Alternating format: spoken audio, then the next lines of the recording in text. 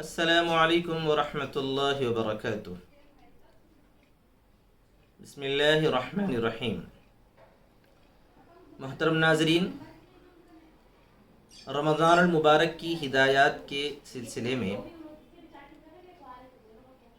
بعض باتیں آپ کے سامنے پیش کی گئی ہیں۔ انہی باتوں کو آگے بڑھاتے ہوئے آج کے اس موقع پر بھی چند گزارشات آپ کی خدمت میں رکھنا چاہتا ہوں، اور اللہ تعالیٰ سے دعا کرتا ہوں کہ اللہ تعالیٰ مجھے بھی اور میرے تمام ناظرین کو بھی ان ہدایات پر عمل کرنے کی توفیق عطا فرمائے۔ ان ہدایات میں آج کے موقع پر سب سے پہلی ہدایت ہے انٹرنیٹ اور سوشل میڈیا سے بچنے کی کوشش اور فکر۔ میرے ناظرین، ہم سب اس بات کو اچھی طرح جانتے ہیں کہ رمضان کا مہینہ اللہ تبارک و تعالیٰ سے لو لگانے کا مہینہ ہے۔ اس مہینے میں تلاوت قرآن کی کثرت ہونی چاہیے، ذکر، اسی طرح درود شریف کی کثرت ہونی چاہیے۔ اگر ہم اپنا وقت رمضان میں انٹرنیٹ یا سوشل میڈیا پر گزاریں گے تو رمضان کی بہت بڑی حق تلفی ہوگی۔ رمضان شروع ہونے سے پہلے ہی ہم کو عادت ڈالنی چاہیے کہ ہم سوشل میڈیا سے مکمل طور پر پرہیز کرنا شروع کر دیں۔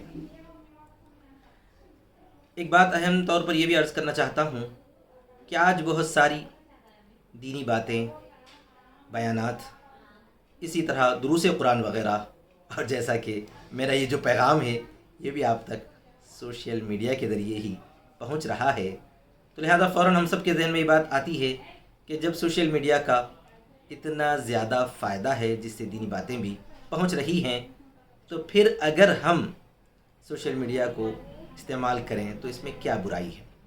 یقیناً یہ سوچنا بالکل صحیح ہے، لیکن ہر چیز کی ایک حد بندی ہوا کرتی ہے۔ اگر ہم کو سوشل میڈیا سے یوٹیوب کے ذریعے یا واٹس ایپ کے ذریعے مستند دینی معلومات حاصل ہو رہی ہوں تو وہیں تک ہم وقت کی پابندی کرتے ہوئے اس کو استعمال کریں، اور وہ ایک ایسی دلدل ہے کہ اس دلدل میں پھنسنے کے بجائے ہم کو اس سے اچھی اچھی چیزیں چن کر جلد سے جلد باہر نکلنے کی کوشش اور فکر کرنی چاہیے۔ تو خلاصہ یہ ہے کہ رمضان کے آنے سے پہلے ہی سوشل میڈیا سے، انٹرنیٹ وغیرہ سے بچنے کی ہم عادت ڈال لیں تاکہ رمضان المبارک میں بھی یہ عادت ہماری باقی رہے۔ اور ایک اہم ہدایت یہ ہے کہ ہم رمضان سے بالکلیہ ٹیلی ویژن یا ٹی وی سے پرہیز کریں۔ جہاں تک ٹی وی میں دینی معلومات اور اچھی باتیں وغیرہ کا تعلق ہے، یہ بہت ہی کم اور نایاب ہوتا ہے۔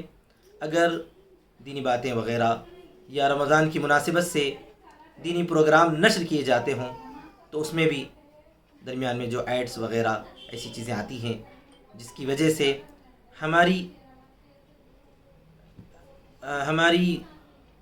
بہت ساری جو ہے نگاہیں ہماری غلط ہو جاتی ہیں، بہک جاتی ہیں، کان غلط بات سنتے ہیں۔ لہذا رمضان المبارک میں ٹی وی سے تو مکمل ہم کو بچنا ہی چاہیے۔ رمضان سے پہلے ہی ہم ایسی عادت ڈال لیں کہ ہم ٹی وی سے بچنے کے عادی بن جائیں۔ اسی طرح ایک اہم اور ضروری ہدایت جس پر ہم سب کو عمل کرنا ضروری ہے کہ رمضان المبارک کی تیاری میں سب سے اہم اور انتہائی اہم چیز یہ ہے کہ رمضان کی خریداری ہم رمضان سے پہلے ہی کر لیں۔ عموماً یہ دیکھا جاتا ہے کہ رمضان کے مبارک ایام یا خصوصاً رمضان کی برکت والی راتیں خریداری کے نظر ہو جاتی ہیں۔ کیا چھوٹا، کیا بڑا، کیا مرد، کیا عورت، کیا جو ہے عام لوگ یا کیا خاص کہلائے جانے والے، سبھی لوگ رمضان کی مبارک راتوں کو خریداری کے نظر کر دیتے ہیں۔ یہ بہت ہی ناپسندیدہ اور بہت اچھا عمل نہیں ہے۔ اس سے ہم سب کو بچنے کی بے حد ضرورت ہے۔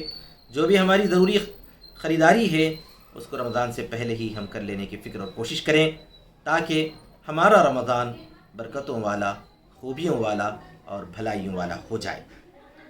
اسی طرح اور ایک اہم ہدایت بھی میں آپ کی خدمت میں پیش کرنا چاہتا ہوں، وہ یہ ہے کہ رمضان المبارک کے لیے کاموں کا بوجھ کم کریں۔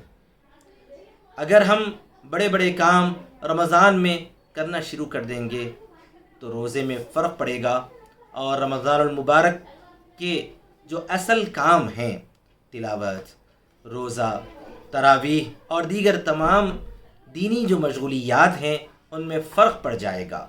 لہذا ہم کو چاہیے کہ ہم رمضان المبارک میں کام جتنا کم سے کم ہو سکے اتنا، یعنی دوسرے کام جتنا کم ہو سکے ہم اتنے کریں۔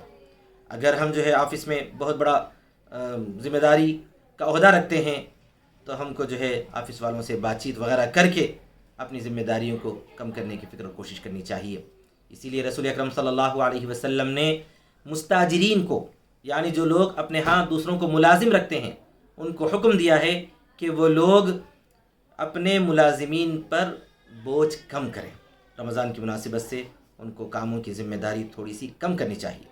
ابھی ملازمین کی بھی ذمہ داری ہے، یا اسی طرح پر تاجر حضرات کی، دوسرے حضرات کی بھی ذمہ داری ہے کہ رمضان المبارک میں وہ اپنا کام جو ہے کم کر لیں، اور ممکن ہو سکے تو کام میں تھوڑی سی جو ہے کمی کر لیں اور عبادات کے اندر زیادتی کر لیں۔ اسی طرح پر ایک اہم ہدایت یہ بھی ہے کہ رمضان المبارک آنے سے پہلے ہی ہم نظام الاوقات ترتیب دے لیں۔ نظام الاوقات یہ ہے کہ ہم کاموں کا پورا شیڈول بنا لیں کہ ہم کو رمضان المبارک شروع ہونے سے پہلے ہی کاموں کی ترتیب ایسی ہونی چاہیے۔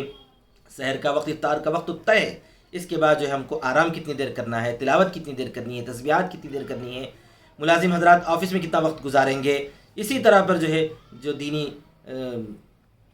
بیانات ہیں یا جو ہے کچھ سیکھنا سکھانا ہے، اس میں ہم کو کتنا وقت لگانا ہے، دروس قرآن ہے، اسی طرح پر جتنے کام ہیں، چاہے وہ ہمارے ضروریات کے کام ہوں، طبعی کام ہوں، چاہے جو ہے آفس کے کام ہوں، ملازمت کے کام ہوں، تجارت کے کام ہوں، کچھ بھی کام ہوں، تو ان کو ہم اگر مرتب کر لیں تو رمضان المبارک کے ہمارے اوقات ضائع نہیں ہوں گے۔ اور جیسا کہ جو ہے جاننے والے لوگ کہتے ہیں کہ جب تک کوئی آدمی اپنے کام کو نظام سے ترتیب نہیں دے گا، اس وقت تک وہ بہت سارا وقت اپنا ضائع کر دے گا۔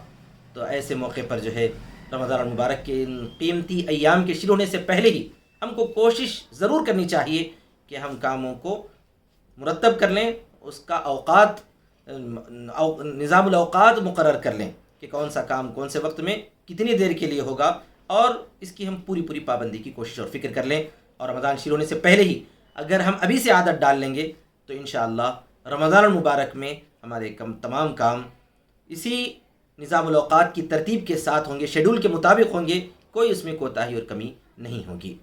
بس آج کے اس موقع پر یہ چند مختصر سی گزارشات تھیں بطور ہدایات کے آپ کی خدمت میں پیش کی گئی ہیں۔ میں اللہ سے دعا کرتا ہوں کہ اللہ تعالیٰ ان چھوٹی موٹی ہدایات پر اس خاکسار کو بھی عمل کی توفیق عطا فرمائے، اسی طرح میرے تمام ناظرین کو بھی ان پر عمل کی توفیق عطا فرمائے۔ آمین۔ وآخر دعوانا ان الحمد للہ رب العالمین، والسلام علیکم ورحمۃ اللہ وبرکاتہ۔